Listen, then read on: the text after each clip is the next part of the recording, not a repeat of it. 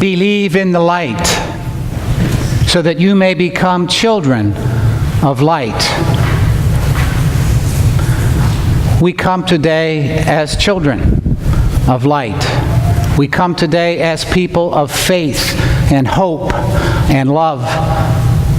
And we do not come as people who are naive. We remember today, September 11, 2001. We acknowledge the violence and the terrorism and the darkness and the disorder and the chaos that is part of our world and part of our lives. We hear about it every day. Yet we come as people of faith, hope, and love. And St. Paul describes sort of an attitude that we are to have, to be that kind of people and to be children of light. He says, have this mind among yourselves that is yours in Christ Jesus. Have this attitude, have this approach, have this strategy that is yours in Christ, who though he was in the form of God, he did not stay there. He did not cling to it, but he emptied himself, taking the form of one who serves. And taking this human form, he humbled himself and became obedient, responsive to the Father's wishes, even when it meant the cross. Have this mindset. This is what it means to be people of the light, to have the mind of Christ in this world. And so, first we look at Jesus in terms of his faith. Jesus completely trusted in the Creator, who he called Father. Had complete trust in him. And everything we need to know about the Creator, in a sense, is in the first few verses of the Bible. In the beginning, God created the heavens and the earth. But the earth was without form or void, and darkness was upon the waters. It describes a scene of chaos and disorder where there can be no life. But the Spirit of God is moving over that chaos, over those waters. And the breath of God, that same Spirit, speaks into the void and the chaos and the disorder. And God said, "Let there be light." Good. And there was light. And it was good. You guys know the story.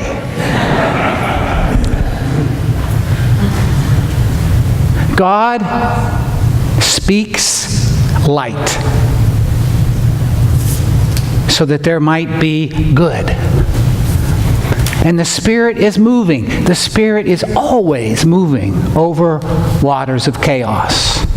It is always speaking into darkness and void with words of light and creation and goodness. And so Jesus, as a person who utterly believed that, believe in the light, and you will become a child of the light. Jesus utterly believed this, and so he was able to be a person of hope. His faith engendered his hope. And he spoke hope to people, didn't he? People whose lives were disordered in chaos, or who had been victimized and cast off and rejected by their culture. He spoke light into their darkness. He moved toward them, Have this mind in yourselves that you have in Christ Jesus, who though he was in the form of God, he emptied himself. He came without clinging to the glory. He came among us as one who serves. And he spoke into his world to the people he encountered words of light and hope, and it was good.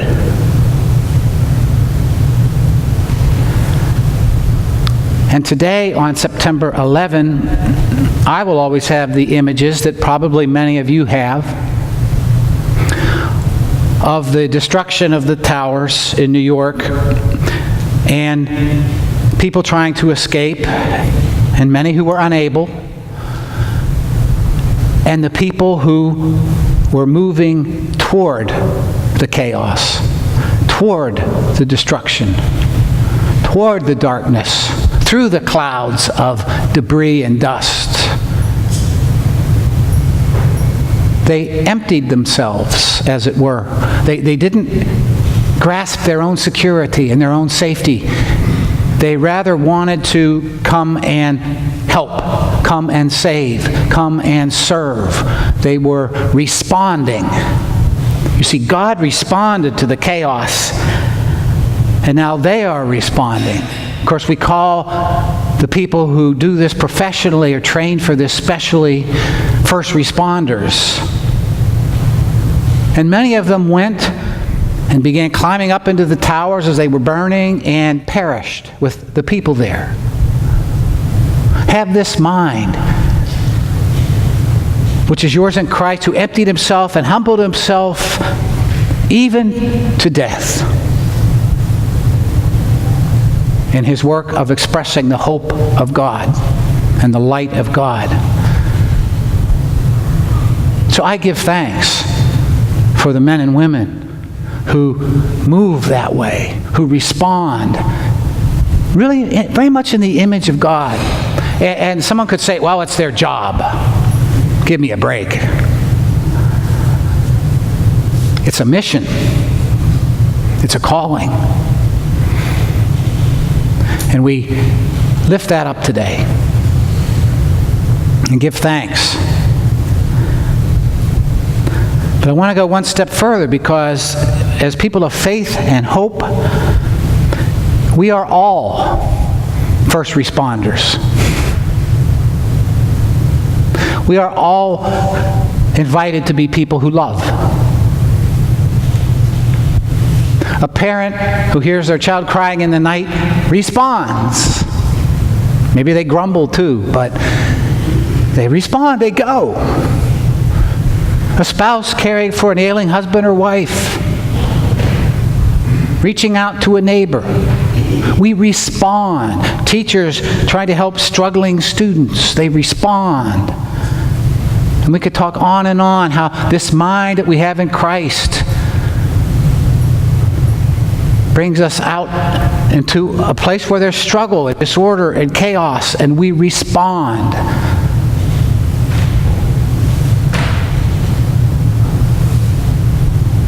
So Mr. Rogers, Fred Rogers, I always love what his mother said to him when he was agonizing. This was long before the World Trade Center. Maybe it was in response to Pearl Harbor. I actually don't know. But when he was distressed and asking his mother about the destruction and the violence that he sees in the world, you know what she said. Look for the people who are helping. There are always people helping. The Spirit of God is always moving, and people are always moving and helping. You are the light. We are the light. Jesus Christ is the light of the world. Believe in the light, that you may become children of light. He is our way. He is our truth. He is our life. Thanks be to God.